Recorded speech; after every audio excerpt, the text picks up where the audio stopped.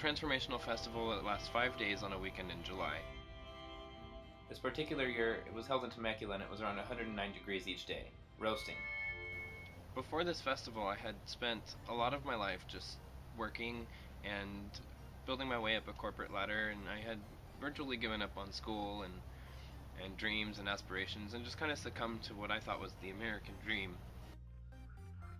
I lost my job prior to going to this festival. It was a pretty hard time for me. I had some pretty serious medical issues, and my employers weren't really working with me on it, and entered a pretty big depression in my life, and I didn't really know where to go, what was up or down, or why I was doing the same thing every day and not really living, but just paying bills. I came to this point in my life. It was almost like a climax, followed directly by a downward spiral of depression and anxiety and hopelessness.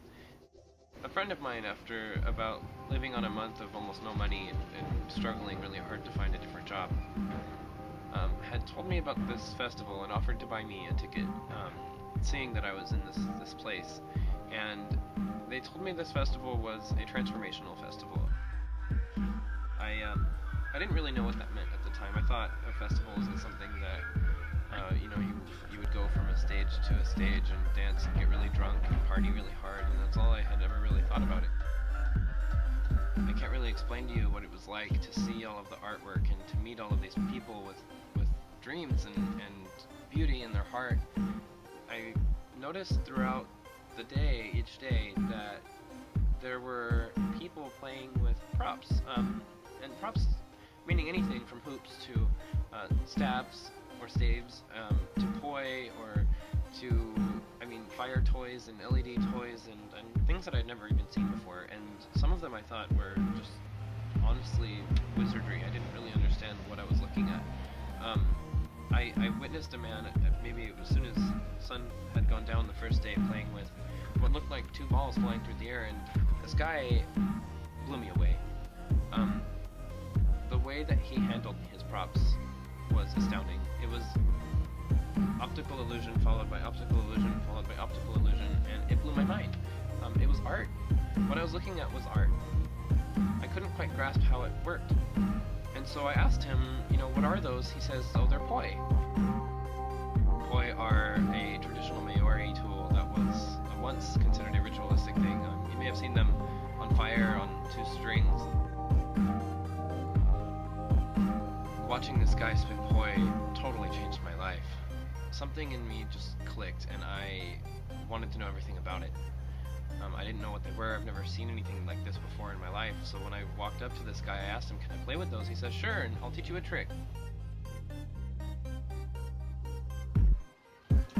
Flow, as described by the Oxford Dictionary, is movement, fluid, and unchanging. But in terms of what I would consider it and the importance that I grasp on it, it is reaching a state of mind in which everything around you melts away. Only the immediate task at hand is available for you to think about. You're just in the moment. It's like there's no phone, there's no Facebook, there's no friends around you. It's just you, this moment. The profoundness of this state of mind and the way that it's changed me. It's almost like the way that people describe meditation. It's like reaching this golden plateau where all you care about is the concentration that you have on whatever it is that you're doing right now.